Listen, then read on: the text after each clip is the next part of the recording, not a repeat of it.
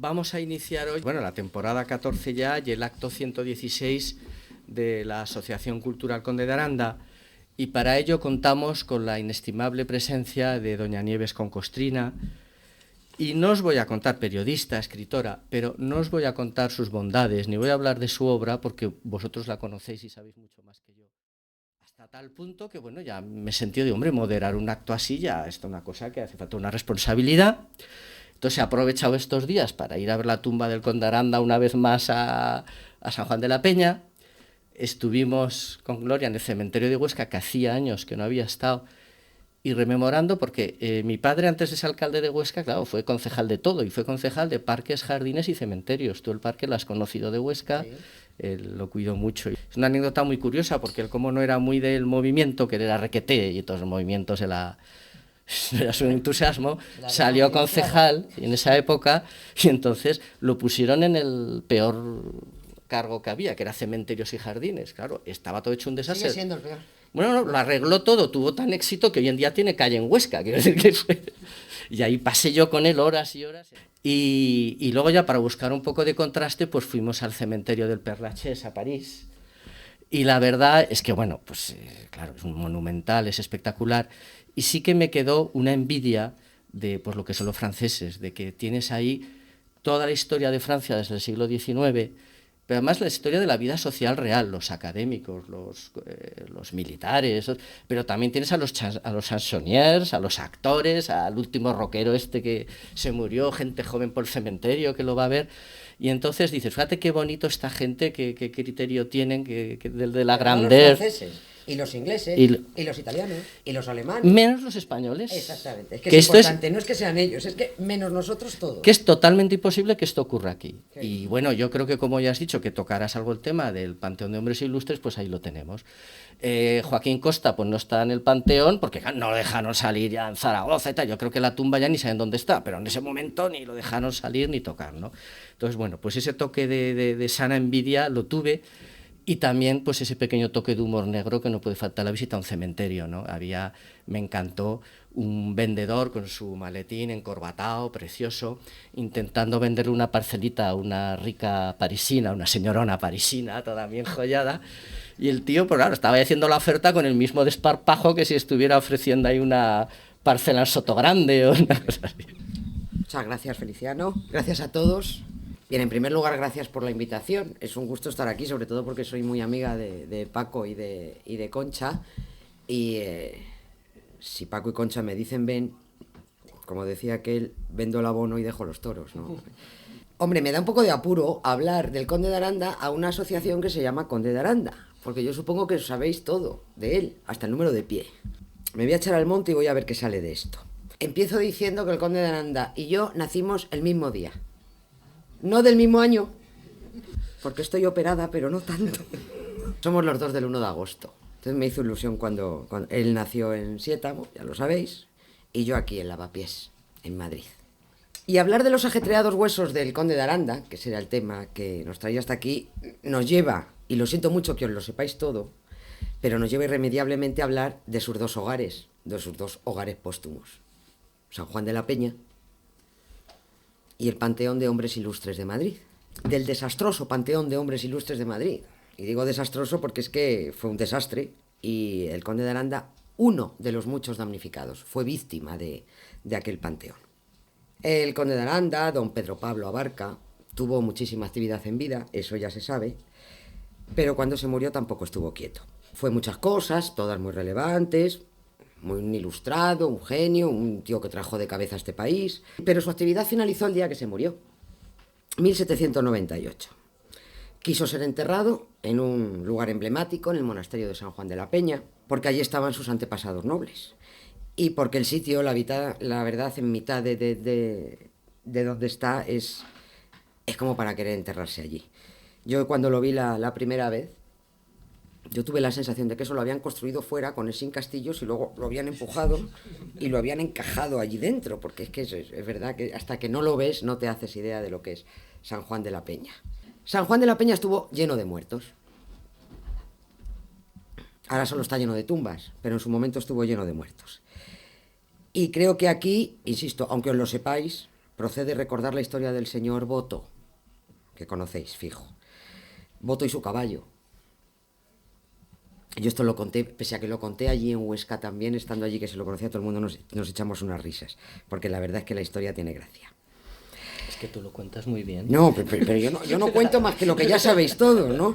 Pero claro, yo lo que pasa es que cada vez que lo cuento me lo estoy imaginando, ese es el tema, ¿no? Y claro, yo me imagino siglo VIII, un tipo montado a caballo, por aquellos riscos que ponen los pelos de punta, persiguiendo a un ciervo.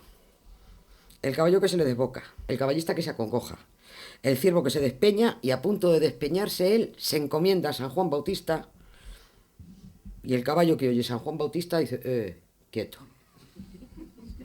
Frena en seco y el cazador salva el cuello de milagro. Cuando se le pasa el susto, un poco curiosón, el hombre baja a ver qué ha pasado con el ciervo evidentemente despanzurrado. Pero mira a un lado y ahí es donde descubre la cueva donde hay un muerto allí puesto. Ese muerto además se llamaba Juan. Boto, luego San Boto, le deberían haber hecho patrón de las mesas electorales, claro. Digo yo, con ese nombre. Boto se acerca al muerto y ve que al lado hay una inscripción que decía: yo, Juan, primera anacoreta de este lugar, fabriqué, según alcanzaron mis fuerzas, esta iglesia en honor de San Juan, y aquí reposo. Hombre, como el pobre era un eremita y no tenía quien lo enterrara, pues no tuvo más remedio que morirse y quedarse allí a la vista de todo el mundo, ¿no? Y Boto dice, vamos a ver, arriba me encomiendo a San Juan Bautista y el caballo se frena. Luego bajo y me encuentro a un muerto que se llama Juan. Y el tal Juan ha construido una iglesia doméstica debajo de esta peña dedicada a San Juan. Esto es una señal, yo me vengo a vivir aquí. Y así que Boto se fue a buscar a su hermano Félix. Los dos enterraron a Juan y cuando Félix se enteró de que su hermano Boto se quedaba a vivir allí, debajo de aquella peña, pues dijo, yo me quedo contigo, que los pisos en Jaca están muy caros.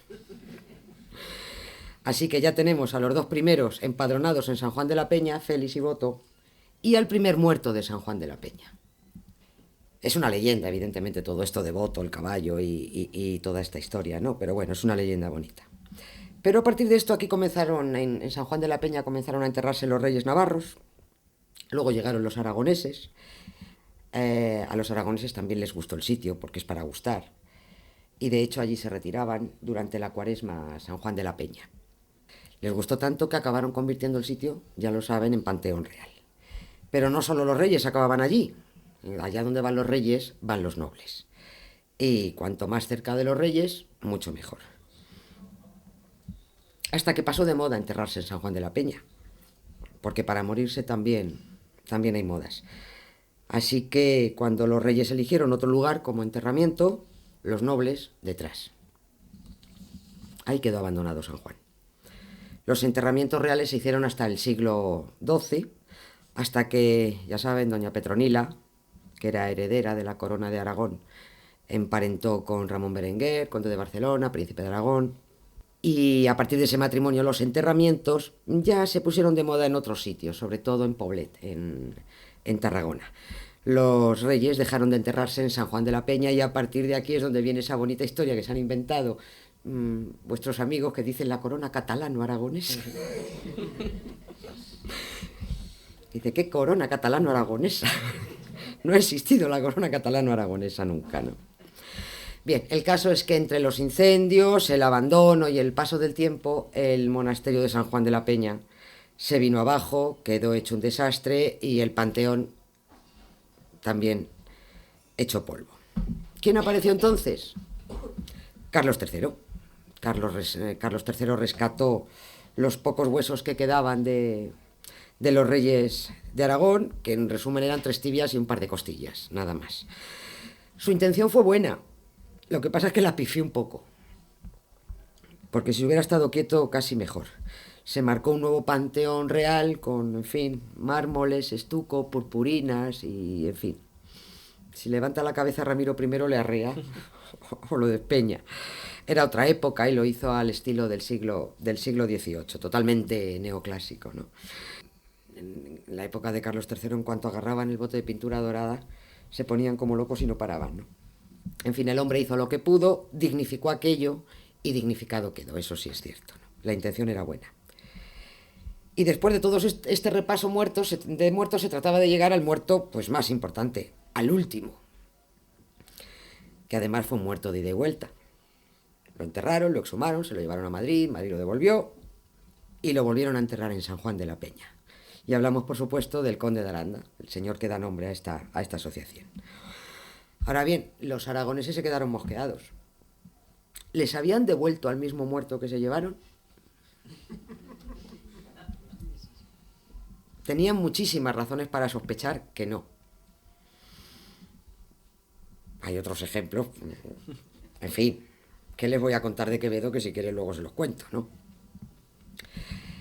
El desbarajuste de muertos que hubo en Madrid con el fallido panteón de hombres ilustres era para mosquearse. Era para mosquearse de que le hubieran dado cualquier cosa menos al conde de Aranda.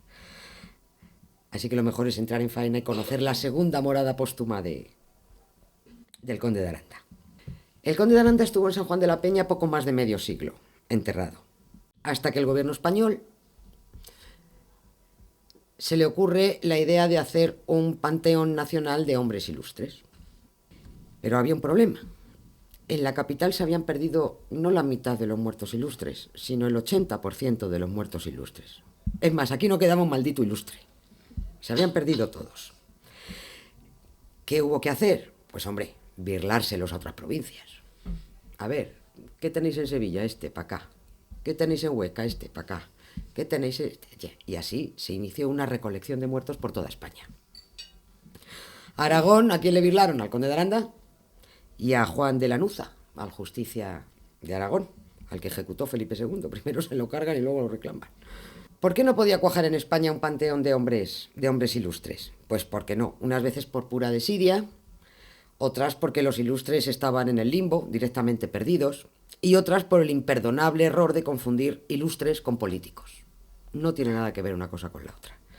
No se puede pretender llenar un panteón solo con políticos, que es el panteón que tenemos ahora. Seguro que lo conocen, pero si no lo conocen no dejen de verlo. Es el monumento de patrimonio nacional menos visitado de toda España. El que menos. A los muertos se les saltan las lágrimas, prácticamente. Da pena verlo. Los guardias de seguridad se duermen por los rincones. Es un desastre, ¿no? Y es muy bonito de ver, la verdad. Se supone que no debería ser difícil tener un panteón, porque los tienen en otros sitios. Otros muchos países lo tienen. Antes mencionaban, bueno, Perlaches es un cementerio, pero en Italia hay un magnífico panteón de ilustres, en Francia lo hay, en Reino Unido lo hay. Pero es que a ellos no se les pierden los muertos, o al menos se les pierden menos. También tienen alguno perdido, pero al menos los pierden menos. Y enseguida, pues la verdad, cuando se ponen manos a la obra, pueden reunir unos cuantos difuntos y colocarlos en el mismo sitio. Y de hecho en España se empeñaron en tener un panteón de hombres ilustres porque estaban verdes de envidia al mirar hacia París, hacia Londres o hacia Florencia. La ciudad de Florencia, en Italia, tiene allí la Santa Croce, que es donde descansan pues, los Medici, Galileo, Miguel Ángel. Londres tiene su magnífica abadía, Westminster. Ahí está Charles Darwin, David Livingstone, Isaac Newton, infinidad de escritores y poetas, ¿no? París, pues ya saben, en Santa Genoveva, en el Panteón está desde Alejandro Dumas, Víctor Hugo, Madame Curie, Madame Curie y su marido, Pierre Curie. ¿Por qué España no podía tener algo similar, algo parecido a un panteón de hombres ilustres? Pues porque no sabían, porque no sabían. Digo no sabían porque eran ellos, ¿sabes? Pero no sabíamos. Y porque además no te puedes acordar de Santa Bárbara cuando truena. No puede ser que te acuerdes de un muerto 200 años después de haberlo enterrado. O sea, o le sigues la pista, porque el hombre no se va a mover del sitio, o le sigues la pista o no, porque algo va a pasar que se te va a perder en esos 2 siglos. Con el Panteón de Ilustres de Madrid se cumple eso de que lo que mal empieza, mal acaba. El primero de varios intentos que hizo España para tener el Panteón fue en 1837, cuando las Cortes aprobaron una ley por la que, cito textualmente, se establecerá en la que fue iglesia de San Francisco el Grande un panteón nacional, al que se trasladarán con la mayor pompa posible los restos de los españoles a quienes 50 años al menos después de su muerte consideran las Cortes dignos de este honor. Si se fijan, el texto habla en pasado, ¿no? La que fue iglesia de San Francisco el Grande, porque es que resulta que en 1837 San Francisco el Grande ya no era iglesia. El año elegido para iniciar el proyecto del Panteón no era casualidad, 1837. Acababa de llevarse a cabo la desamortización de Mendizábal, aquella que provocó que el Estado se incautara de los bienes de manos muertas, le birlara a la Iglesia la gran parte de sus propiedades. Bueno, y la majestuosa iglesia de San Francisco el Grande pues parecía el lugar idóneo para instalar ahí un panteón de hombres ilustres. Después de promulgarse la ley esa que les he leído, se tardaron 4 años, en encargar a la Real Academia de la Historia, que elaborara una lista con los ilustres que debería acoger el panteón. Pero es que pasaron muchos años más hasta que la Real Academia creó una comisión de expertos para que sacara adelante de una vez por todas ese gran mausoleo. Es decir, venga a pasar años y años y años, y cuanto más años pasaban, más muertos se perdían. Con estas ganas de trabajar, evidentemente, no había forma de sacar nada adelante. Entre las autoridades de esta comisión, bueno, pues había nombres importantísimos, ¿no? Había primeros espadas, estaba el dramaturgo Juan Eugenio Hatzenbuch, estaba Fernando de Castro, estaba Francisco Silvela, Salustiano Lózaga, Fernández de los Ríos. ¿Y cuál fue el primer problema con el que se encuentra esta comisión?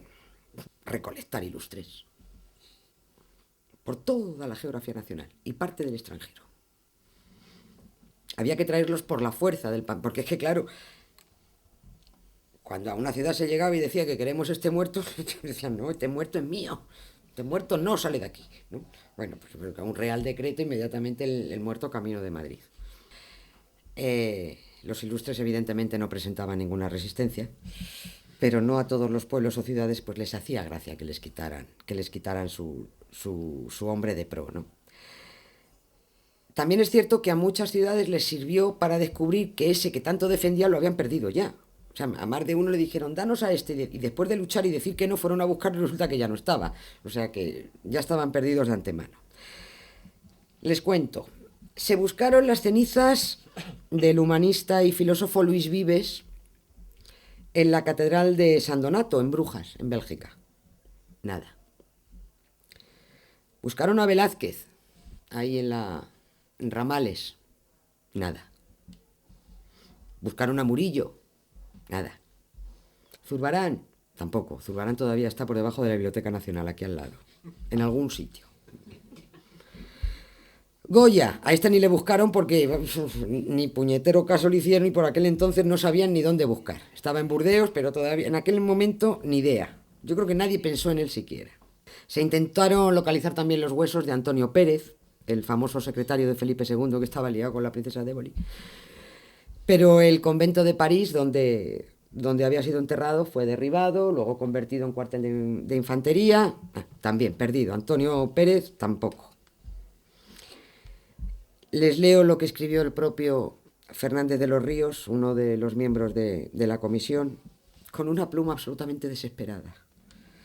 Decía él, aunque sin esperanzas de éxito, la comisión creyó un deber hacer nuevas investigaciones y minuciosos reconocimientos para hallar en el convento de las Trinitarias la tumba de Cervantes, en la iglesia de San Sebastián el sepulcro de Lope de Vega, en la de San Nicolás el de Juan de Herrera, en el terreno de la antigua parroquia de San Juan los restos de Velázquez, en el edificio de San Martín los de Jorge Juan, en varias partes los de Claudio Cuello, y no obtuvo más que la triste certidumbre de que todos ellos estaban definitivamente perdidos. ¡Ni uno! ¡Ni uno!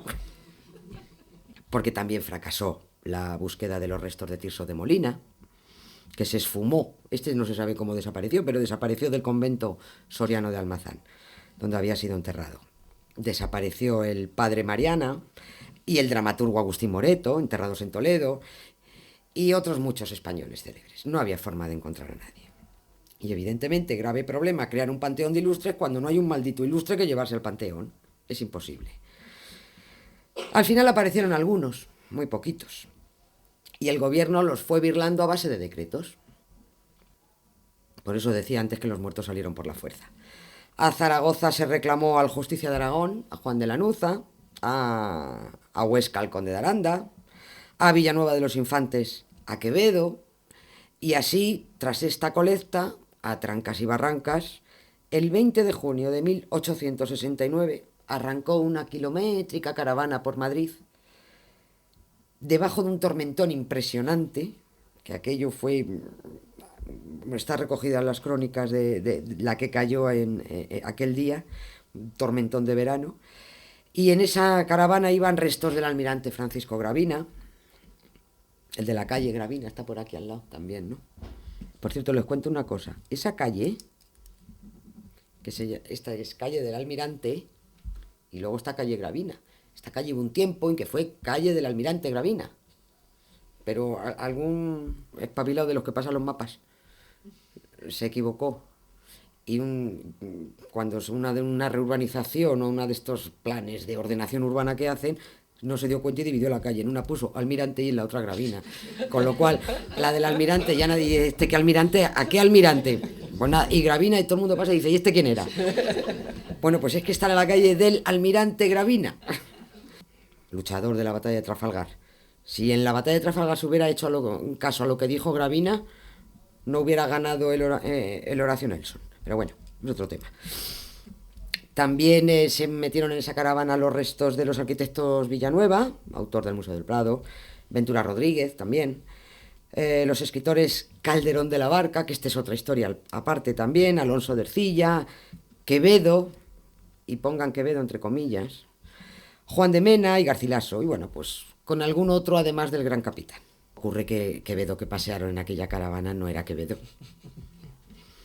Eran los huesos de una chica muy mona que sacaron de Villanueva de los Infantes, porque cuando fueron a buscar a Quevedo ya no tenían ni repajolera idea de dónde habían puesto a Quevedo, y con tal de no decirle a Madrid, oye, pues que no tenemos a Quevedo, dijeron, vamos a armar aquí un esqueleto como podamos, se los damos, y como esto se lo tragan todo, vaya que sí se lo tragaron.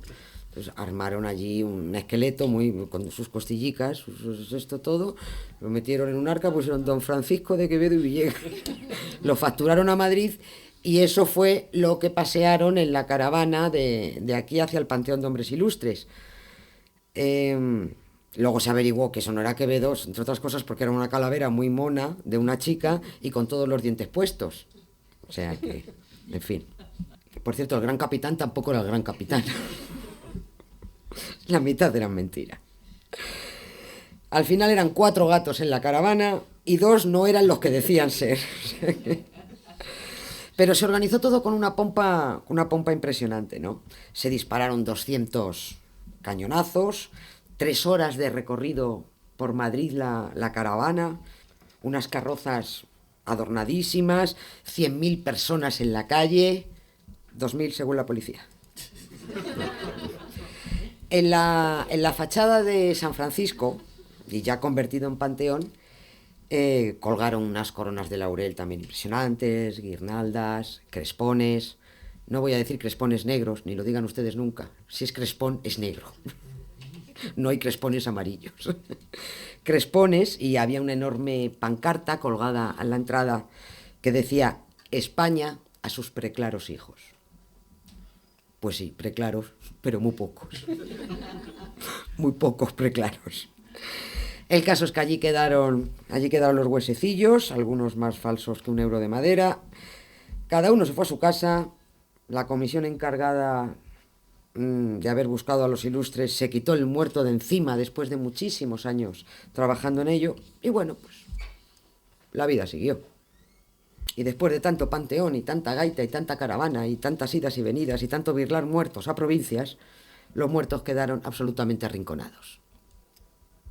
Nadie prestaba atención al Panteón de Hombres Ilustres, a los madrileños les traía al pairo tanto preclaro hijo, nadie los visitaba, nadie organizaba aquello, los muertos cogiendo polvo. Desastre. Al final resultó que los muertos reunidos en San Francisco el Grande solo tuvieron 5 años ahí para intimar, porque en 1874 empezaron a salir a la misma velocidad que habían entrado. La pregunta es, tantos años, tantos buscando ilustres, y cuando reúnen a unos pocos, los vuelven a sacar. Salieron a toda leche, y tiene su explicación. Algunas ciudades y pueblos que habían visto impotentes por culpa de esos reales decretos, ¿no?, cómo secuestraban los huesos de sus ilustres por orden del gobierno para llevarlos a Madrid, bueno, pues cuando vieron que allí no les hacían ni puñetero caso, dijeron, oye, pues ya los estáis devolviendo. A mí no me lo quitáis para luego no hacerles puñetero caso.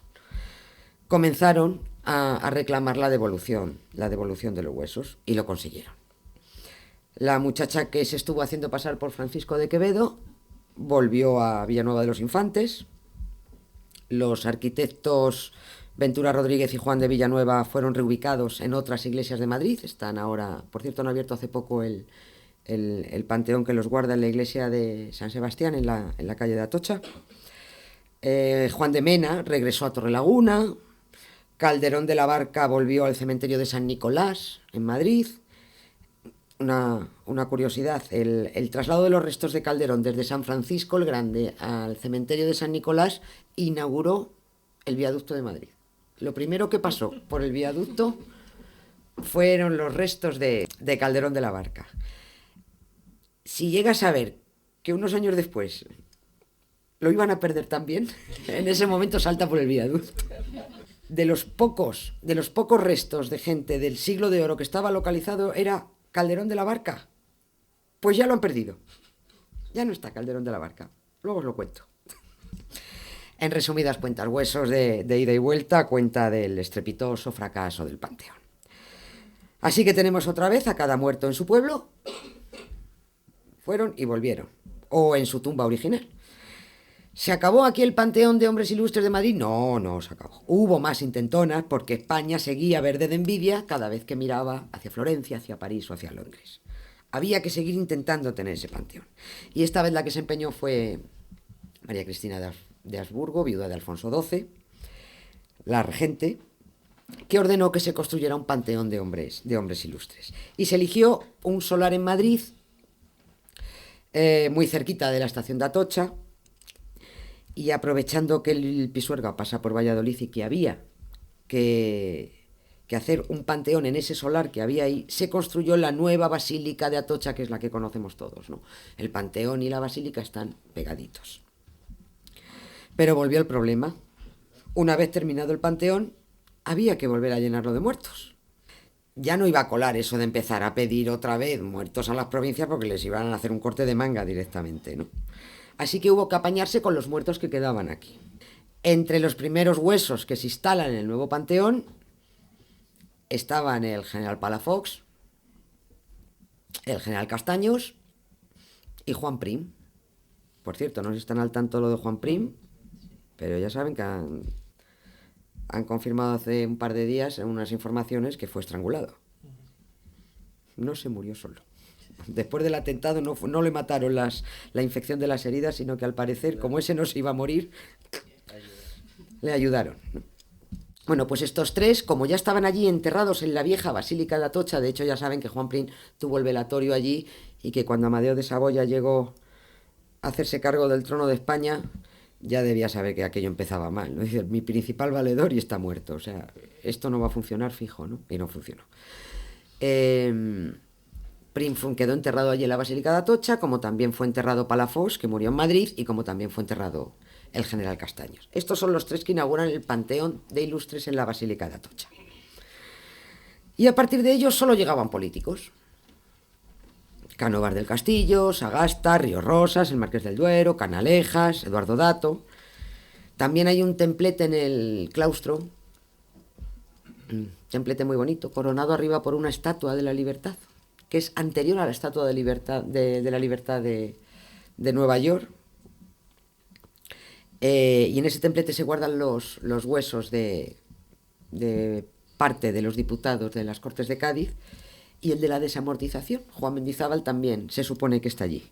Pero en este panteón, pues ya ven, ni un pintor, ni un escritor, ni un filósofo, ni un intelectual, y por supuesto ninguna mujer.